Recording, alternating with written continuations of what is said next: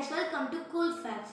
இன்னைக்கு நம்ம பார்க்கும்போது எப்போ சம்மர் வந்துருச்சுடா, இதுக்கப்புறம் வெறும் ஐஸ்கிரீம் ஜூஸை சாப்பிட்டு நம்ம நாள் தணிக்கலாம்டா அப்படின்னு இருக்கும்போது இந்த எசன்ஸ், அதாவது நீங்கள் வீட்டிலே கலந்து குடிக்கலாம் அப்படின்னு அந்த எசன்ஸ் தான் இந்த ரோஸ் மில்க் எசன்ஸ், நன்னாரி சர்பத் எசன்ஸ், இந்த மாதிரி நிறைய வந்துருச்சு. நீங்கள் என்னைக்காவது ஒரு நாள் ஆச்சு இந்த எசன்ஸ் உள்ள என்னதான் கலந்துருக்குறாங்க அப்படின்னு ஒரு நாள் திங்க் பண்ணியிருக்கிறீங்களா? நீங்கள் இப்போ அந்த பாட்டில் சும்மா திருப்பி பார்த்தீங்கன்னா இன்க்ரீடியன்ட்ஸ்னு இருக்கும். அதில் போய் பார்த்தீங்கன்னா வெறும் சுகர், கலர், ஃபுட் கலர்.